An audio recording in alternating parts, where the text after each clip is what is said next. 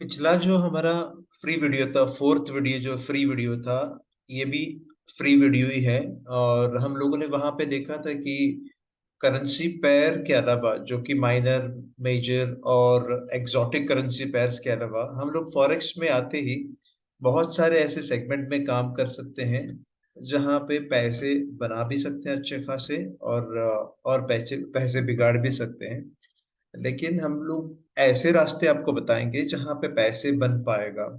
तो हम लोगों ने वहां पे चर्चा किया था कि ये जो करेंसी पेयर्स के अलावा प्रेशियस मेटल्स में भी काम कर सकते हैं, इंडाइसिस में काम कर सकते हैं, एनर्जी सेगमेंट में, इक्विटी सीएफडीज पे, जो कि कॉन्ट्रैक्ट फॉर डिफरेंसेस होती है। यहाँ पे भी कॉन्ट्रैक्ट फॉर डिफरेंसेस होने के बावजूद, इंडाइसिस में भी और इक्विटी में भी कॉन्ट्रैक्ट फॉर डिफरेंसेस होने के बावजूद, आपका जो पोजीशन है लंबे समय तक आप रख पाओगे। बोले तो बाय पोजीशन कभी भी आप छोड़ सकते हैं, जब चाहा छोड़ सकते हैं, और सेल पोजीशन भी आप कभी भी छोड़ सकते हैं। ये मौका सिर्फ फॉरेक्स में मिलता है। हमारे एनएससी और बीएससी, जो कि भारतीय सिस्टम ऑफ ट्रेडिंग में, ये मौका नहीं दिया जाता है। सिर्फ बाय करके होल्ड करके रख सकते हैं। सेल अगर कोई स्टॉक करता हो तो उसको बाय बैक उसी दिन करना पड़ता है। तो वो नौबत आपको यहाँ पे नहीं दिखाई देगा।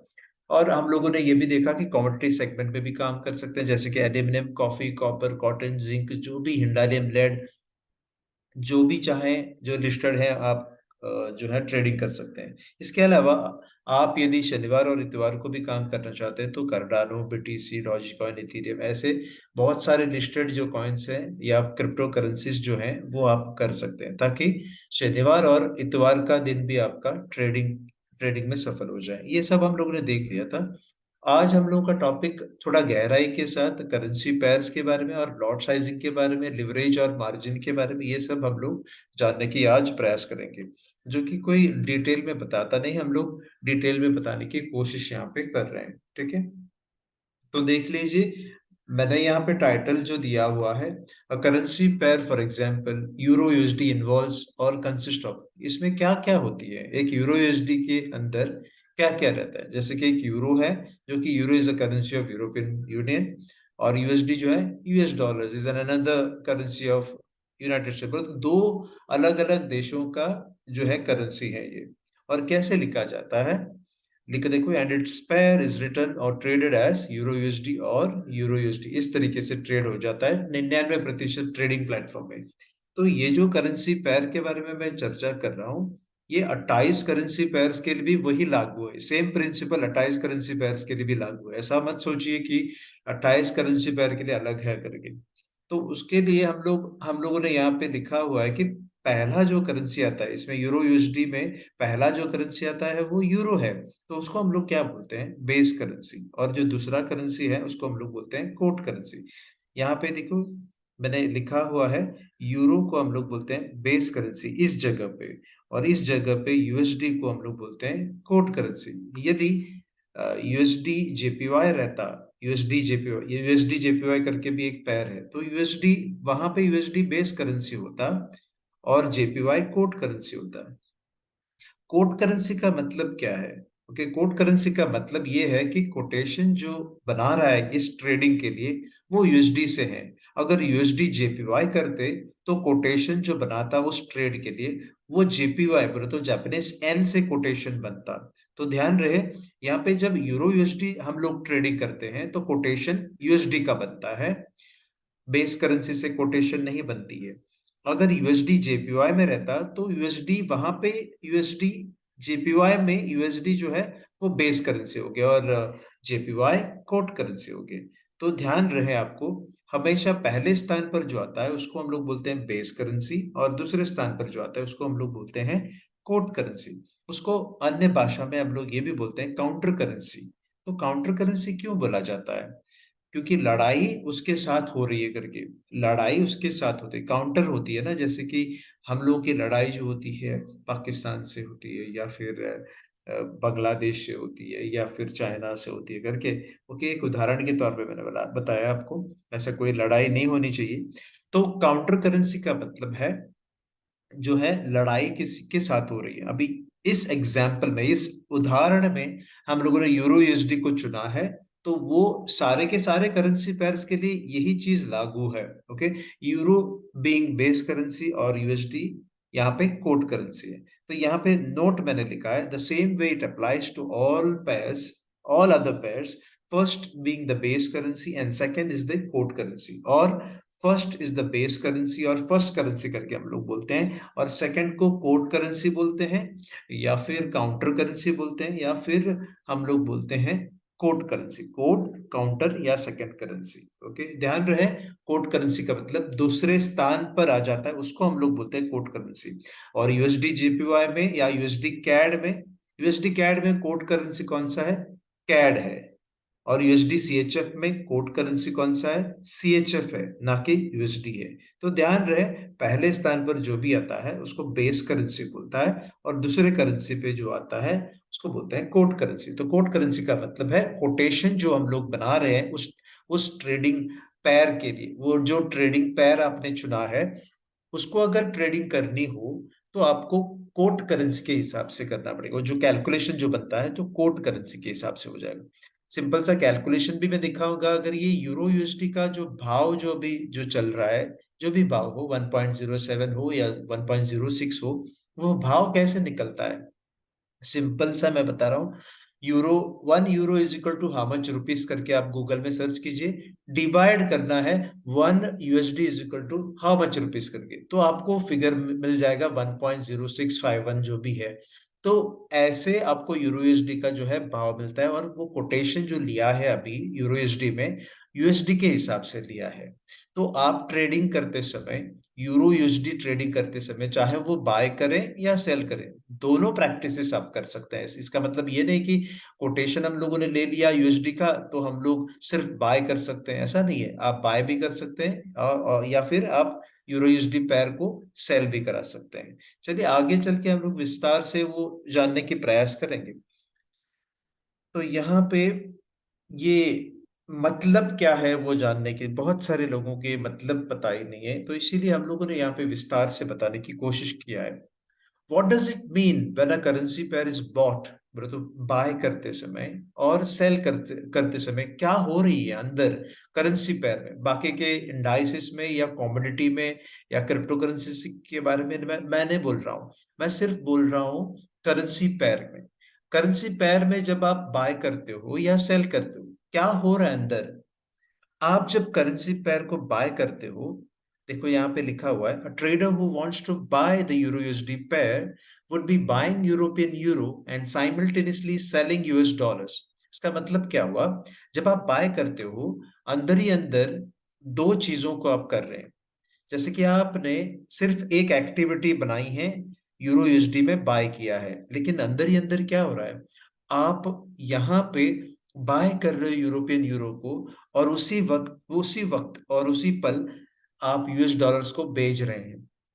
क्यों ऐसा कर रहे हैं? क्योंकि आपको लगता है कि यूरो चढ़ जाएगा और जो यूएसडी है पिट जाएंगे या गिर जाएंगे या मंदी में चला जाएगा यूएसडी।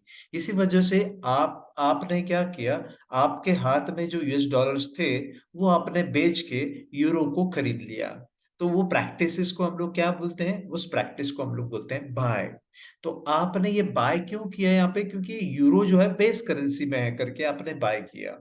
तो यूरो को आप बाय जब करते हो, तो कैसे आप बाय करते हो? आपके हाथ से जो यूएसडी था वो बेच के। तो ये ट्रांजैक्शन में क्या हो रहा है? हालांकि आपने तो जो MT4 ट्रेडिंग प्लेटफॉर्म या कोई भी ट्रेडिंग प्लेटफॉर्म में क्या किया है? आपने सिर्फ बाय का एक ट्रांजैक्शन किया है, लेकिन अंदर ही अंदर आपने दो चीजों को करके रखा है। तो बाय कर रहे हैं यूरोपियन यूरो को और सेल कर रहे हैं यूएस डॉलर्स को। उसी तरह से मैंने cell, conversely, when a trader who wants to sell the euro USD pair would be selling European euro and simultaneously buying US dollars। तो आपको भी समझ में आया होगा यहाँ पे। तो आप जब सेल करते हो तो किसको सेल कर रहे हो? आप पहले जो बेस करेंसी है उसको सेल कर रहे हैं, और इसको आप अपना रहे हो, इसको आप खरीद रहे हैं। तो यहाँ पे देखे लिखा है सेल यूरो यूएसडी का मतलब क्या है? आप सेल कर रहे हो यूरोपियन यूरो को, और उसी वक्त उसी पल बाय कर रहे हो यूएस डॉलर्स को। इसका मतलब क्या हुआ? आपने यूरो को बेच के यूएस डॉलर्स को अपनाया है। जैसे कि आप विदेश यात्रा में जाना चाहते हैं, जैसे कि अमेरिका में जाना चाहते हैं, तो आपके पास से इंडियन नेशनल रुपी जो है वो बेच के आप यूएस डॉलर्स खरीद रहे हो। वहां पे तो एक उद्देश्य है आपको, वहां पे जाके खर्चा करने के लिए या पढ़ाई करने के लिए या एसेट निर्माण करने के लिए या कुछ भी चीजों को आप परचेस करने के लिए आपको जो है कन्वर्ट करना रहता है। तो इसी प्रकार से यहाँ पे भी वही प्रैक्टिस होती है। जब आप सेल करते हो तो बेस करेंसी को सेल करते हो, जब आप बाय करते हो तो बेस करेंसी को बाय करते हो। पहला करेंसी को आप बाय करते हो लेकिन दूसरे करेंसी को आप सेल करते हो। यहाँ पे जब सेल करते हो कुल मिला के, तो आप पहले करेंसी को आप सेल कर रहे हो और दूसरे करेंसी को आप खरीद रहे हैं। ठीक है, ये ध्यान ध्यान में रहना चाहिए। जब आप बेचते हो कोई करेंसी पेयर को तो पहले करेंसी को आप बेच रहे हो और दूसरे करेंसी को आप खरीद रहे हो। तो यही प्रैक्टिस होती है सारे के सारे करेंसी पेयर में। मैंने उदाहरण के तौर पे सिर्फ यूरो यूएसडी को लिया है क्योंकि बहुत सारे लोग यूरो यूएसडी में ट्रेडिंग करते हैं करके मैंने उदाहरण के तौर पे वही लिया है। ठीक है, आगे चलते हैं। अगर आपको ट्रेडिंग करनी हो यूरो यूएसडी में, तो यूरो क्या कर रहा है इस वक्त और यूएसडी क्या कर रहा है इस वक्त, वो जानना जरूरी है। यदि यूरो में कोई ताकत नहीं है और यूएसडी में भी अगर कोई ताकत नहीं है, तो आप साइडलाइन बैठिए, कुछ करने की जरूरत नहीं है। कुछ करने की जरूरत नहीं है, आप साइडलाइन बैठ सकते हैं। जैसे कि यहाँ पे देखो, डॉलर जो है ना ऊपर जा रहा है ना नीचे जा रहा है, एक फ्लैट जैसा रहा है। कि फ्लैट बोल तो कंसोलिडेशन बोलते हैं या फिर रेंज बाउंड बोलते हैं या विपसॉ या साइडवेज में चल रहा है। ये यूरो भी वैसे ही कंसोलिडेशन, रेंज बाउंड, विपसॉ और साइडवेज इस तरीके से जब आप देखोगे, जबकि यूरो भी कुछ हालचाल नहीं कर रहा है और यूएसडी भी कुछ हालचाल नहीं कर रहा है, तो आपको यूरो यूएसडी से दूर रहना है, कुछ ट्रांजैक्शन करनी ही नहीं है क्योंकि उसमें कोई दम ही नहीं है। आपने यूरो यूएसडी को बाय किया तो यूरो चढ़ने वाला तो नहीं है, तो आपने यूरो यूएसडी को सेल भी किया तो भी तो गिरने वाला नहीं है। तो आप ऐसी स्थिति में साइडलाइन बैठना जरूरी है। ऐसी स्थिति में आपको कुछ करने की जरूरत नहीं है, आप साइडलाइन बैठो और आपको मैं सिचुएशन दिखाऊंगा जहां पे आप कर सकते हो। तो ये जानकारी कहाँ पे मिलता है, तो आपने आमतौर पे देखा होगा कि करेंसी पेयर्स तो दिखाई देता है MT4 ट्रेडिंग प्लेटफॉर्म में, MT5 ट्रेडिंग प्लेटफॉर्म में जो दिखता है करेंसी पेयर कुल मिला के दिखता है, लेकिन करेंसी के डेटा या इंडेक्स डेटा या फ्यूचर्स डेटा आपको मिलता ही नहीं है। मैं भी मानता हूं, मैं भी जानता हूं कि वहां पे नहीं मिलता है, लेकिन मैं बोलूं 20,000 से भी अधिक ट्रेडिंग प्लेटफॉर्म्स है MT4 और MT5 कुल मिला के, लेकिन वहां पे आपको यूरो के इंडेक्स या इंडिविजुअल जो इंडेक्स के बारे में, करेंसी के इंडेक्स के बारे में जानकारी बिल्कुल नहीं मिलता है। तो एक ऐसा जगह है जहां पे मैं ट्रेनिंग के दौरान आपको बताऊंगा और स्ट्रैटेजी भी है उसमें कि करेंसी के डेटा कहाँ पे मिलता है, लाइव करेंसी के डेटा। मैं बोल रहा हूँ टिक डेटा ऐसा नहीं है कि जहां पे फिगर्स दिखता है, मैं बोल रहा हूँ एवरेज डेटा, जो टिक डेटा और एवरेज डेटा सब कुछ जो जैसे यूरो यूएसडी का डेटा मिलता है या कोई एसबीआई का स्टॉक का डेटा मिलता है, वैसे आपको करेंसी इंडेक्स का डेटा आपको मिल जाएगा। तो आपको अगर लगा कि करेंसी इंडेक्स में यूएस डॉलर्स कुछ भी नहीं कर रहा है, यूरो भी कुछ भी नहीं कर रहा है, तो यूरो यूएसडी में आप ट्रेडिंग ही मत करो। तो उस दिन के लिए साइडलाइन बैठो, कुछ करना ही नहीं है। तो ये जानकारी आपको मैं दे दूंगा कहाँ पे मिल रहा है करके, मेरे ट्रेनिंग के दौरान आपको मिल जाएगा कि यूरो इस वक्त क्या कर रहा है, यूएसडी इस वक्त क्या कर रहा है। और हालांकि और जो 6 करेंसीज हैं जैसे कि जीबीपी, एयूडी, एनजेडी, फिर कैड, सीएचएफ और जेपीवाई, ये सारे जो करेंसीज इस वक्त क्या कर रहा है, वो जानकारी पाने के लिए, उसके इंडेक्स के डेटा पाने के लिए, लाइव डेटा पाने के लिए आपको ट्रेनिंग के दौरान आपको मिल जाएगा। तो अब देख लेते हैं कुछ अलग सिचुएशन। जैसे कि अगले पन्ने में मैंने लिखा है, यदि अ, यदि आप देखो यहाँ पे यूरो देखिए ऊपर जा रहा है। ओके, मैं थोड़ा कर्सर यहाँ पे निकाल के देखता हूँ। यहाँ पे देखो यूरो ऊपर जा रहा है, पर तो वजन हो गया है यूरो को, यूरो यूरो बहुत भारी पड़ गया है। इसका मतलब यूरो जो है चढ़ रहा है और यूएसडी गिर रहा है। अगर यूरो चढ़ रहा है और यूएसडी गिर रहा है, तो इसका मतलब यूरो यूएसडी अप ट्रेंड में जाएगा। वो हमेशा सोचिए कि बेस करेंसी क्या कर रहा है। यहाँ पे बेस करेंसी चढ़ रहा है, इसका मतलब आप बाय में रुको। और जो कोट करेंसी है वो गिर रहा है। अगर दोनों का तालमेल ऑपोजिट दिशा में है तो 100% स्ट्रॉन्ग अप ट्रेंड रहेगा। उसके बारे में मैं बाद में मेरा जो ट्रेनिंग सेशन में आपको समझ में आ जाएगा। तो हम लोगों ने पाया कि यूरो इस वक्त, यूरो के इंडेक्स इस वक्त ऊपर जा रहा है, स्ट्रांगली ऊपर जा रहा है। और इस वक्त, उसी वक्त आपने देखा कि यूएस डॉलर्स क्या कर रहा है, यूएस डॉलर्स तो गिर रहा है, पिट रहा है। तो उस वक्त आपने कुल मिला के यूरो यूएसडी को क्या करना चाहिए, वो तो अप ट्रेंड में चला जाएगा, कुल मिला के अप ट्रेंड में चला जाएगा, ऊपर चला जाएगा। तो आपका डिसीजन क्या रहेगा, आपको बाय में रहना है, आपको सिर्फ बाय में रहना है, ना कि सेल में। ठीक है। और एक सिचुएशन में देता चलूं आपको, वो है ये।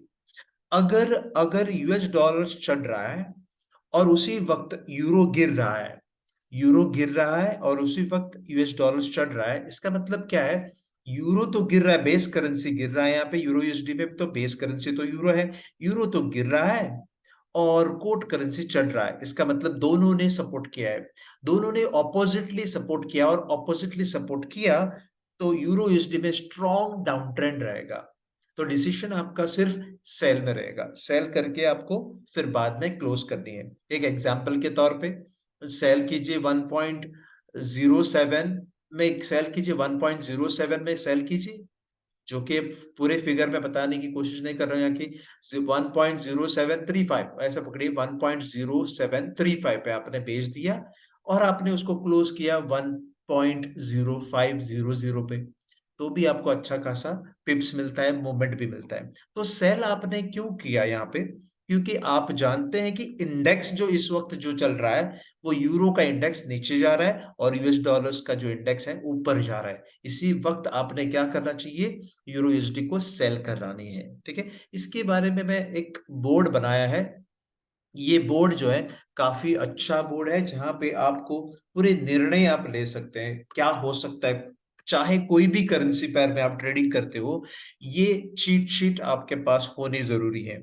ये आपके सामने अगर रहता है तो बेहतरीन रिजल्ट आपका हो जाएगा। ओके, आपका जो प्रॉफिटेबल जो रेशियो है वो सबसे ज्यादा होगा।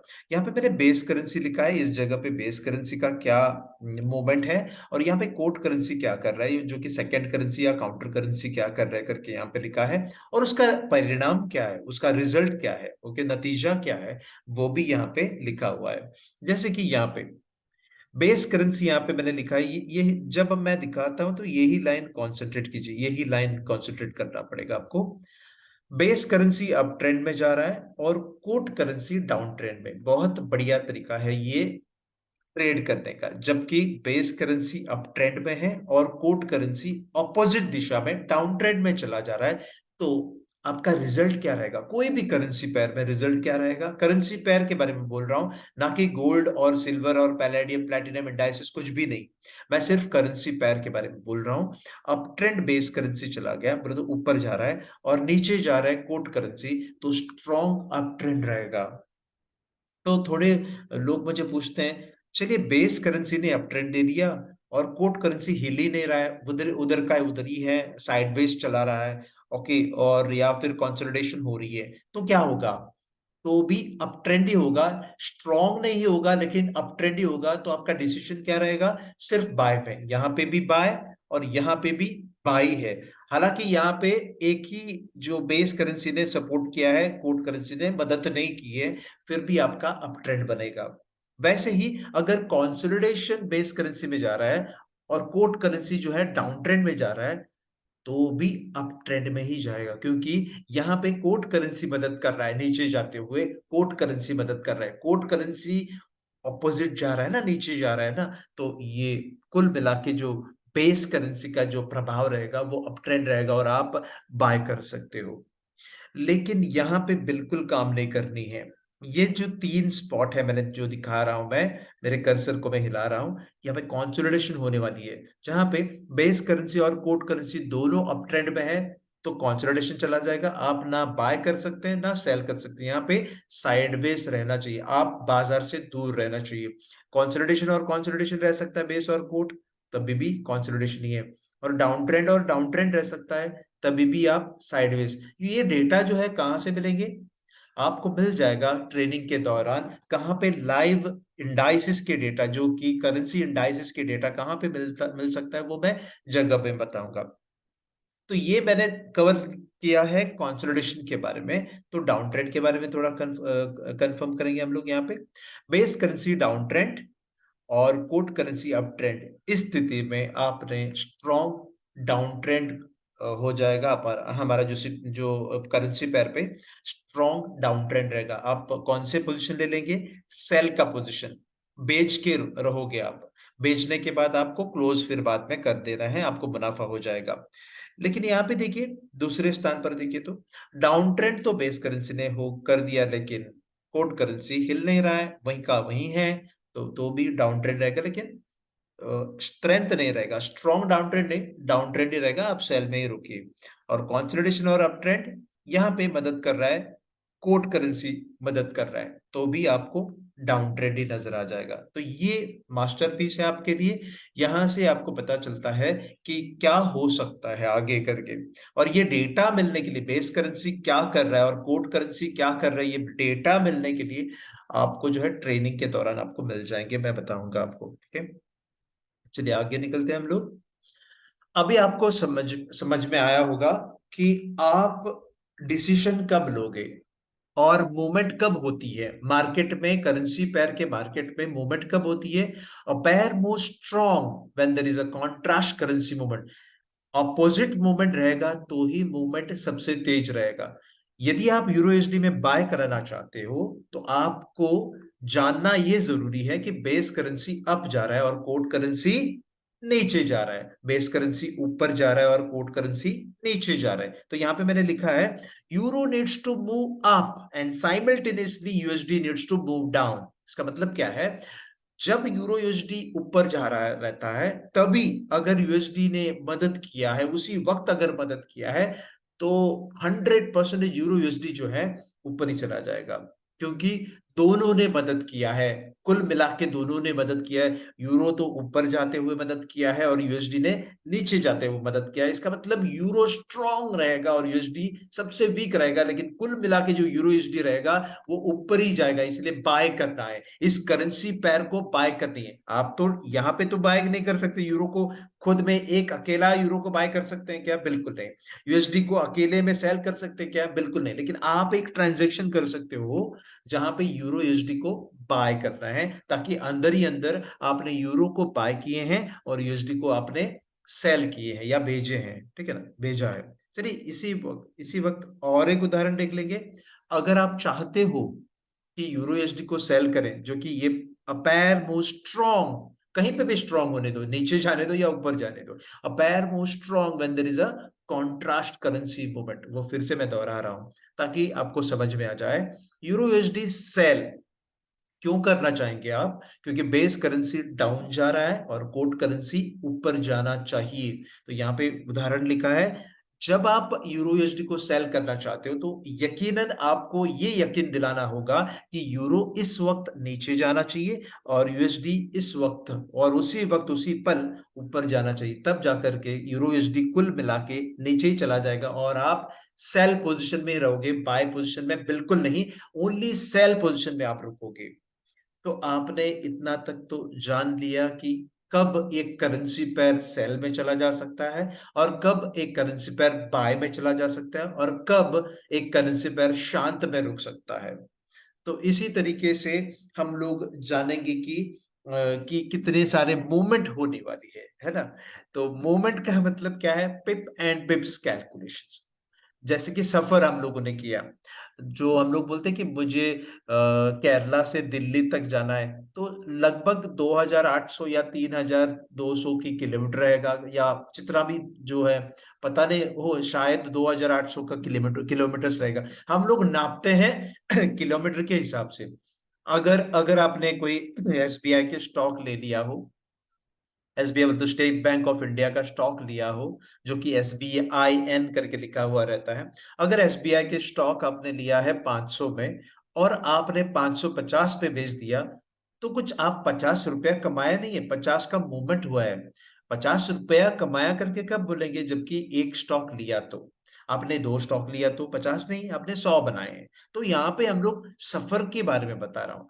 हम लोग बता रहे हैं, यहाँ पे बताने की कोशिश यहाँ पे कर रहे हैं सफर कितना किया है करके। पिप का मतलब मूवमेंट है, जो कि 500 से 550 या 500 से 1000 किया तय किया तो 500 फायदा हो गया, 500 पॉइंट फायदा हो गया। 500 से 750 किया तो 250 पॉइंट फायदा हो गया। तो करेंसी पेयर ट्रेडिंग में या फॉरेक्स ट्रेडिंग में हम लोग पिप से गिना जाता है डिस्टेंस, डिस्टेंस को या फिर पॉइंट्स को हम लोग पिप से गिना जाता है। तो पिप एंड पिप कैलकुलेशन हम लोग विस्तार से देखने की यहाँ पे कोशिश करेंगे। व्हाट इज अ पिप? पिप का मतलब क्या है? परसेंटेज इन प्रॉफिट और प्राइस इंटरेस्ट पॉइंट। हम लोगों को जितना इंटरेस्ट है वो खोने के लिए हो या पाने के लिए हो, वो पॉइंट कितना आप झेल सकते हैं। खोने के लिए जाओ तो कितना आप खोने के लिए तैयार हैं, और पाने के लिए जाओ तो कितने आप पाने के लिए कोशिश कर रहे हैं। तो चलिए यहाँ पे देखते हैं what is 1 pip and what is 10 पिप्स in euro USD. तो यहाँ पे उदाहरण के तौर पे मैंने लिखा है, अगर समझो आपने 1.0510 पे आपने खरीद लिया हो और आपने इसको क्लोज किया है 1.0511 पे, देखो 10 से लेकर के 11, तो यहाँ पे आप 1 पिप कमाते हो। तो ये 1 पिप क्यों कमाया है आपने? एक ध्यान में रहे, यूरो यूएसडी चाहे यूरो यूएसडी जैसे चाहे 21 currency pairs, similar 21 currency pairs है, जो इस तरीके से कैलकुलेशन किया जाता है, जो कि डेसिमल पॉइंट होने के बाद चौथे स्थान पर आता है पिप। डेसिमल पॉइंट होने के बाद चौथे स्थान पर आता है, जैसे कि 1 2 3 4, चौथे स्थान पर आता है पिप। लेकिन जहां पे भी जेपीवाई शामिल है, जहां पे भी जेपीवाई शामिल है, वहां पे पॉइंट डेसिमल होने के बाद, डेसिमल पॉइंट होने के बाद दूसरे स्थान पर आता है पिप। वो तो मैं जानकारी दे दूंगा, अभी फिलहाल सिर्फ यहाँ पे फोकस कीजिए। 28 करेंसी पेयर में से 21 करेंसी पेयर में इसी तरीके से होता है, और 7 करेंसी पेयर जहां पे जेपीवाई शामिल है, वहां पे डेसिमल पॉइंट होने के बाद दूसरे स्थान पर आता है पिप। तो यहाँ पे हम लोग, ये तो 21 करेंसी पेयर्स के बारे में हम लोग चर्चा कर रहे हैं, जो उसमें शामिल यूरो यूएसडी भी हैं। तो 1.0510 से लेकर के 1.0511 तक का जो सफर है उसको हम लोग बोलते हैं 1 पिप, और 1.0510 से लेकर के 1.0520 तक 10 पिप्स गिना जाता है। मैंने कहा था आपको, fourth digit after the decimal point for all the currency pairs and for JPY pairs, कोई भी पेयर हो फोर्थ डेसिमल पॉइंट है, सॉरी, डेसिमल पॉइंट होने के बाद फोर्थ डिजिट है। लेकिन जेपीवाई में डेसिमल पॉइंट होने के बाद सेकेंड डिजिट को गिना जाता है, जो पॉइंट जो कैलकुलेशन होती है वो सेकेंड डिजिट से होती है। ठीक है, वो मैं कैलकुलेशन में दिखाऊंगा आपको, चिंता मत कीजिए आप। Euro HD is currently trading at 1.0510। अभी जो रिकॉर्डिंग जो करते समय ये 1.0510 का एरिया में है, ठीक है ना। What does it mean? What does it mean, क्या है इसका मतलब, क्या है? When we give 1.0510 US dollars, we get to trade into Euro USD। इसका मतलब आप बाय कर सकते हैं यूरो यूएसडी या सेल कर सकते हैं। इस ट्रांजैक्शन के लिए आपको 1.0510 देने पड़ते हैं। तो आपको निर्णय लेना होगा लॉट साइजेस के ऊपर, वो तो बाद में, जैसे कि क्वांटिटी कितनी लेनी है, बोले तो मिनिमम क्वांटिटी जो लेनी है वो 1000 है। ऐसे ये क्वांटिटी, ये तो एक ही क्वांटिटी, एक क्वांटिटी लेने के लिए इतना सारा पैसा देना पड़ता है। यदि आप 1000 क्वांटिटीज लेते हो तो आप देखिए यहां तक कितना पैसा देना पड़ेगा, 1 2 3, यहाँ पे $1051 देने पड़ेंगे। वो तो कैलकुलेशन के दौरान आपको पता चलेगा। मिनिमम ट्रांजैक्शन जो करनी है वो तो 1000 यूनिट्स है, वो तो बाद में हम लोग देखेंगे। लेकिन अगर आपको ट्रांजैक्शन डीलिंग करनी है यूरो यूएसडी में, तो कम से कम ये जो है फिगर आपको देने ही पड़ते हैं। क्वांटिटी के बारे में बाद में डिस्कस करेंगे। 1.0510 एक्सचेंज रेट देने पड़ते हैं, चाहे आप बाय करें या सेल करें। ठीक है, चलिए आगे निकलते हैं। हम लोग यहाँ पे ये कोशिश किया है कि यूरो यूएसडी जो है डिस्प्ले करके मैंने कोशिश किया कि 1.1363 से लेकर के 1.1364 तक का जो सफर है वो 1 पिप है। और जहां पे भी जेपीवाई शामिल है, जैसे कि जीबीपी जेपीवाई हो या यूएसडी जेपीवाई, तो euro JPY USD JPY, GBP JPY, UD JPY, NZD JPY, CHF JPY, CAD JPY, ये सारे के सारे जेपीवाई पेयर्स में पॉइंट होने के बाद, डेसिमल पॉइंट होने के बाद दूसरे स्थान पर आता है पिप्स। तो इसका मतलब 82 से लेकर के 83 तक, डेसिमल पॉइंट होने के बाद 82 से लेकर के 83 तक का जो सफर है उसको हम लोग बोलते हैं 1 पिप। तो अभी आपको समझ में आया होगा कि 7 करेंसी पेयर जो कि जेपीवाई शामिल है, वहां पे दूसरे स्थान पर आता है पिप। और जहां पे 21 करेंसी पेयर है, जहां पे यूरो यूएसडी भी शामिल है, वहां पे डेसिमल पॉइंट होने के बाद, डेसिमल पॉइंट में बोल रहा हूं, इससे पहले जो भी है, 0 भी हो सकता है, 1 भी हो सकता है, 2 भी हो सकता है, लेकिन डेसिमल पॉइंट होने के बाद चौथे स्थान पर आ जाता है, उसको बोलते हैं हम लोग पिप। वहां से गिना जाता है पिप 63 से लेकर के 6। तो आप पूछे कि ये पांचवें स्थान पर कौन आ रहा है, और यहाँ पे भी तीसरे स्थान पर कौन आ जाएगा, वो अगले स्लाइड पे आ जाएगा, वो कौन, वो क्या है, उसको हम लोग बोलते हैं पिपेट्स। उसको हम लोग बोलते हैं पिपेट्स। चलिए चलिए देखते हैं यहाँ पे। मैंने कहा कि 1 पिप, पिप का मतलब ये है चौथे स्थान पर, और ये जो है पिपेट्स। पिपेट्स आपको कहां पे पाया जाता है? जब आप ट्रेडिंग करते हो MT4 ट्रेडिंग प्लेटफॉर्म में या MT5 ट्रेडिंग प्लेटफॉर्म में, स्प्रेड के हिसाब से आप गिना जाता है, स्प्रेड स्प्रेड पिपेट्स के हिसाब से आपको दिया जाता है। यहाँ पे यूएस डॉलर्स जेपीवाई के साथ, मतलब जापानीज येन के साथ जो किया है, वो दूसरे स्थान पर जो है, डेसिमल पॉइंट के दूसरे स्थान पर वो पिप बोला जाता है, लेकिन तीसरे स्थान पर जो बैठा है उसको हम लोग बोलते हैं पिपेट। पिपेट हम लोग कैलकुलेशन सिर्फ स्प्रेड के लिए हम लोग करते हैं। एक्चुअली देखा जाए तो 10 पिपेट्स का मतलब 1 पिप हो गया, 10 पिपेट्स का मतलब 1 पिप हो जाता है। ओके, चलिए आगे निकलते हैं हम लोग। ये जो चार्ट मैंने अभी डिस्प्ले किया है, वो जानबूझकर मैंने यहाँ पे डिस्प्ले किया, जहां पे सारे के सारे चीज यहाँ पे मौजूद है।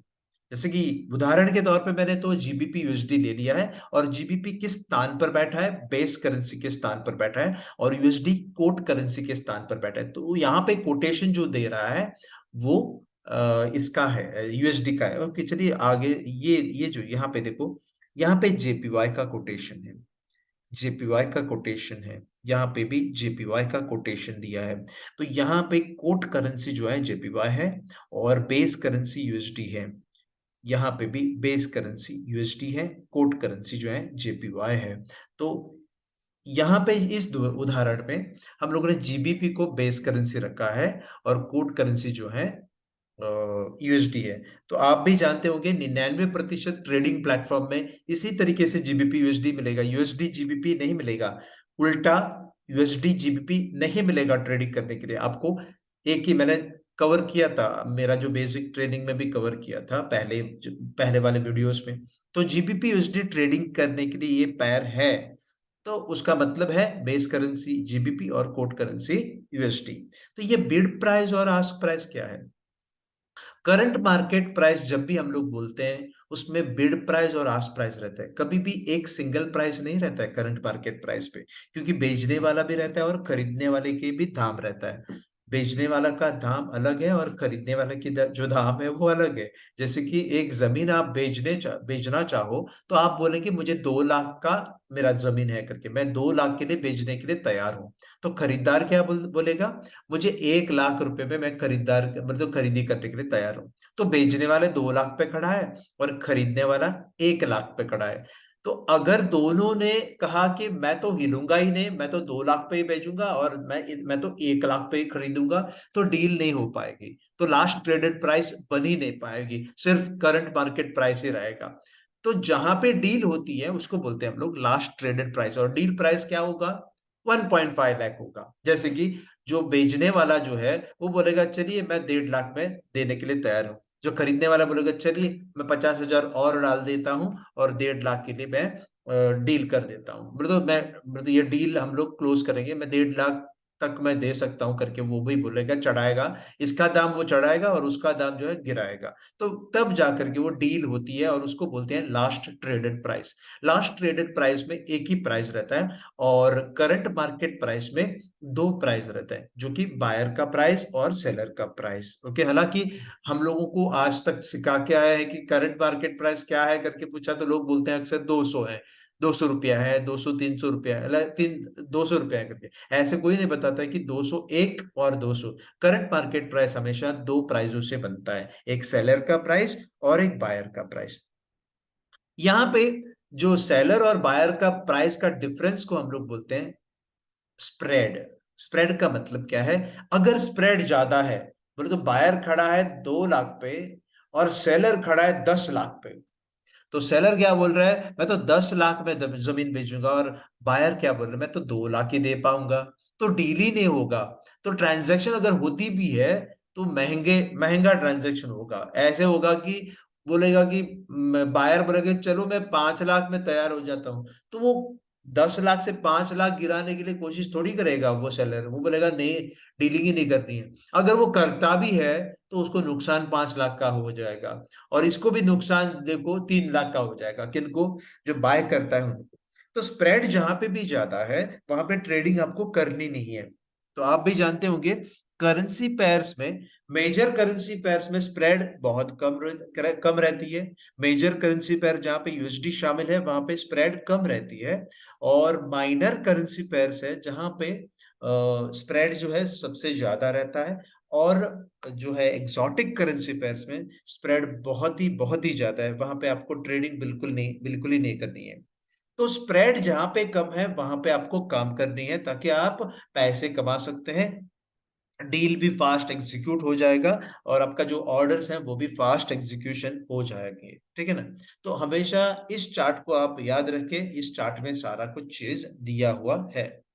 चलिए अभी हम लोग देखेंगे ट्रेडिंग वॉल्यूम या लॉट साइज। हम लोगों ने देखा सफर क्या कर रहा है, सफर कैसे करते हैं। जैसे कि हम लोगों ने देखा 1.0510 से लेकर के 1.0512 तक, ऐसे कुछ हम लोगों ने देख लिया था। ओके, जहां पे 1 पिप या 2 पिप्स या 10 पिप्स हम लोगों ने। लेकिन सफर कितना किया और पैसे कितने कमाए, वो जानने के लिए आपको लॉट साइज जानना होगा। ट्रेडिंग के वॉल्यूम क्या है, लॉट साइजेज क्या है। अलग अलग जो जो है करेंसी पेयर्स के लिए एक लॉट साइज गिना जाता है, एक तरीके का लॉट साइज गिना जाता है। और गोल्ड के लिए अलग तरीका है, सिल्वर के लिए अलग तरीका है, इंडाइसिस के लिए अलग तरीके हैं। ये सारे के सारे डिटेल्स में अभी देने की कोशिश यहाँ पे कर रहा हूँ। अभी मैं जो लॉट साइज या वॉल्यूम जो बताने जा रहा हूँ, सिर्फ और सिर्फ करेंसी पेयर के बारे में बोल रहा हूँ। तो करेंसी पेयर में होता क्या है कि बहुत सारे लोगों को पता ही नहीं रहता है कि कितना सारा क्वांटिटीज वो ले रहे हैं। अनजाने में बहुत सारे क्वांटिटीज लेते हैं। चलिए देखते हैं ये लॉट साइजेस क्या होता है और किस रूप से होती है। माइक्रो लॉट जो हम लोग बोलते हैं वो 0.01 से लेकर के 0.09 तक का है। 0.01 से 0.09 तक। लेकिन लोगों को लगेगा ये छोटा सा मामूली सा लॉट साइज है करके, लेकिन नहीं। अंदर ही अंदर 0.01 जो ट्रेडिंग करने के लिए यही एंट्री करनी है। ट्रेडिंग करते समय आपको एंट्री करनी है ट्रेडिंग प्लेटफॉर्म में, यही 0.01 ही एंट्री करनी है माइक्रो लॉट के लिए। लेकिन अंदर ही अंदर आप खरीद रहे हो 1000 यूनिट्स। जैसे कि एक कार खरीदने के लिए पिताजी बोल के पैसे दे दिए हैं आपको, एक कार खरीद के लेके आओ। जैसे कि आप स्टूडेंट हो और डिग्री कर रहे हो अब, और एक कार खरीदने के लिए पैसे दे दिए, और डीलर बोल रहा है आपको 1000 कार लेनी है। तो आप बोलेंगे डीलर आप पागल थोड़ी है, मैं तो डीलरशिप थोड़ी लेने के लिए आया है, मुझे तो एक ही कार लेनी है। जब आप रियल प्रैक्टिस में जब आप 1000 कार नहीं खरीद सकते हो, तो फॉरेक्स में आके 1000 1000 1000 1000 करके क्यों ले रहे हो? बहुत सारे लोगों को ये पता ही नहीं है कि माइक्रोलॉट का मतलब 1000 है। तो इसी वजह से कम डॉलर डाल के, कम पैसे डाल के बहुत सारे माइक्रोलॉट लेके बैठते हैं, और उनके पैसे हार जाते हैं। तो लिवरेज का इस्तेमाल ज्यादा करते हैं, या एक्सपोजर का इस्तेमाल ज्यादा करते हैं। लिवरेज का मतलब क्या है? जो कि पैसा दिया है ब्रोकिंग हाउस ने लिक्विडिटी प्रोवाइडर के माध्यम से। वो तो मैं कवर कर दूंगा आगे। लेकिन समझने की ये कोशिश कीजिए, यहाँ पे माइक्रोलॉट का मतलब साधारण नहीं है, वो बहुत बड़ा होता है। 0.01 का मतलब 1000 यूनिट होती है, 0.02 का मतलब 2000 यूनिट्स होती है। और माइक्रोलॉट कहां से कहां तक है? 0.01 से लेकर के 0.09 तक। इसका मतलब यहाँ पे 9000 है। 0.09 का मतलब 9000 क्वांटिटीज है या यूनिट्स है। मिनी लॉट उससे भी बड़ा है। तो 0.1 का मतलब 10,000 यूनिट्स है, और 0.99 का मतलब 99,000 यूनिट्स है। 99,000 यूनिट्स है। जैसे कि एक कार खरीद लो करके बोल रहा है पिताजी और माताजी या फैमिली के मेंबर्स, आप 99,000 कार लेके आएंगे तो कैसे रहेगा? वैसे खरीद भी नहीं सकते, इतने सारे करोड़ों में पैसा देना पड़ता है। उसी उसके जैसे यहाँ पे भी फॉरेक्स में भी वैसे अंधा कानून नहीं करना है आपको। ओके, आपको ट्रेडिंग जब करते हो आपका कैपिटल को देखना जरूरी बनता है। स्टैंडर्ड लॉट का नाम ही लेना नहीं है। वो बहुत सारे जो मिस गाइडेंस जो करते हैं लोग, वो बोलते हैं कि वन स्टैंडर्ड लॉट ऐसे ही ले लो करके। वन स्टैंडर्ड लॉट का मतलब करेंसी पेयर के लिए वन स्टैंडर्ड लॉट का मतलब है 1 लाख यूनिट, और 1.01 का मतलब 1,01,000 है। यहाँ पे 2 लाख, 3 लाख, 4 लाख, 5 लाख, 6 लाख, ऐसे कितने भी सारे होने दो ऊपर, उसको बोलते हैं हम लोग स्टैंडर्ड लॉट। मतलब वन के आगे जो भी है उसको बोलते हैं स्टैंडर्ड लॉट्स। और वन का मतलब 1 लाख यूनिट है, 1 लाख यूनिट्स है। तो बहुत सारे होते हैं करेंसी पेयर के लिए। तो आगे चलते हैं हम लोग गोल्ड के लिए। गोल्ड का एक अलग ही कैलकुलेशन है। गोल्ड को जो लिखा जाता है XAU USD करके, आप भी देख पा रहे हैं यहाँ पे XAU USD करके, है ना। एक्स का मतलब फॉरेक्स है, एयू का मतलब गोल्ड जो केमिस्ट्री में हम लोगों ने सीखा है, और यूएसडी का मतलब यूएस डॉलर्स में ट्रेड हो रही है। लड़ाई नहीं हो रही है यहाँ पे। लोग अक्सर सोचते हैं कि लड़ाई होती है करके, यहाँ पे लड़ाई नहीं होती है, ठीक है ना। ओके, हालांकि ट्रेडिंग जो होती है यहाँ पे यूएसडी। अगर आप जापान में जाओ तो XAU JPY रहेगा। अगर आप यूरोपियन कंट्री में जाओ तो XAU यूरो रहेगा।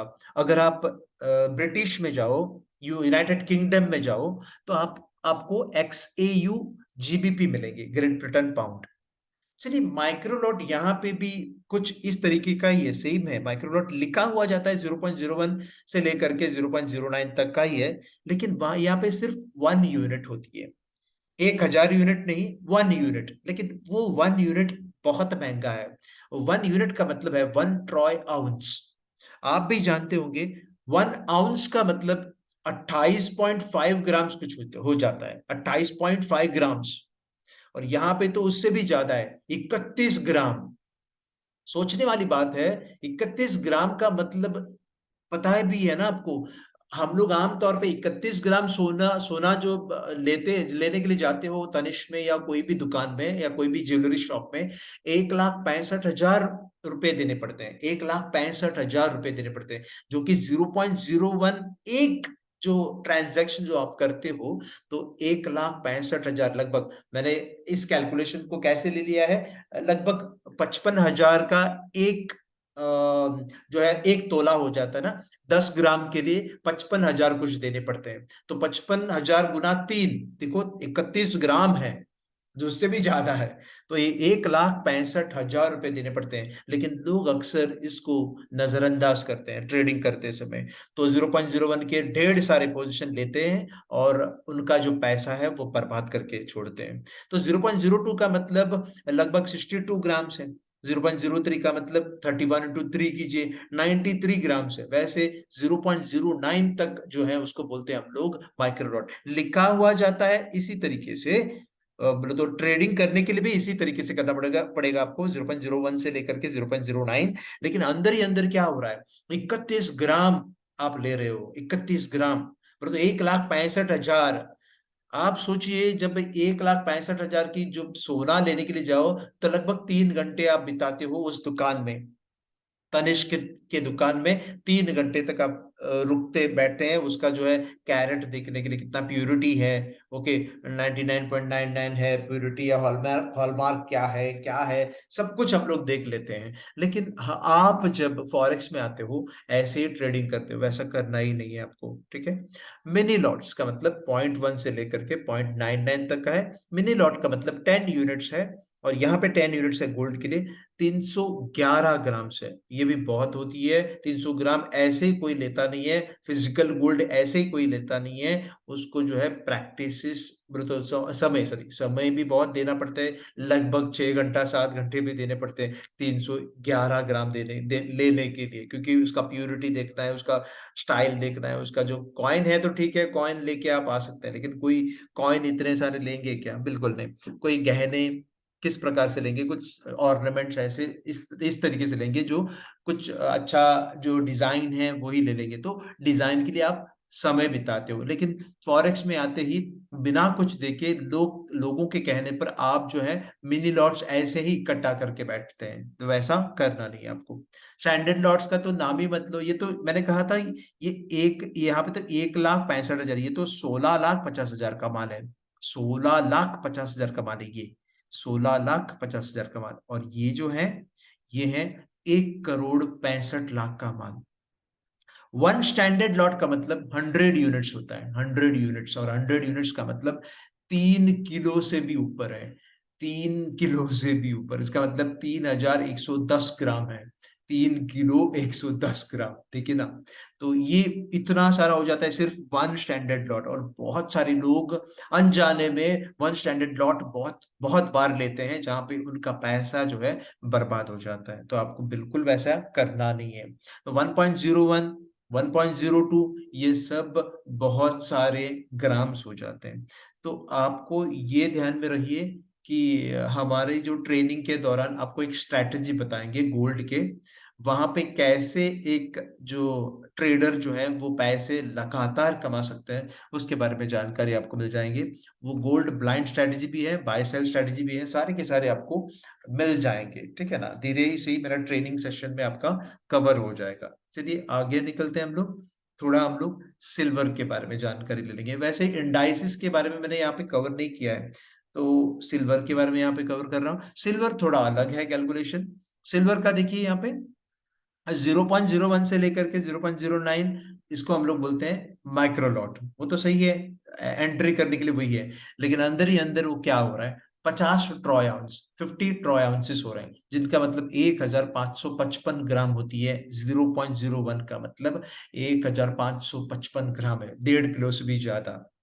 और 0.02 से लेकर के 0.09 तक जो है उसको बोलते हैं माइक्रो लॉट। आप गिनते जाओ तो उसके, अब 0.02 है तो लगभग 3 किलो से भी ज्यादा है, 3 किलो से भी ज्यादा है, क्योंकि यहाँ पे 1.5 किलो है, यहाँ पे 3 किलो है।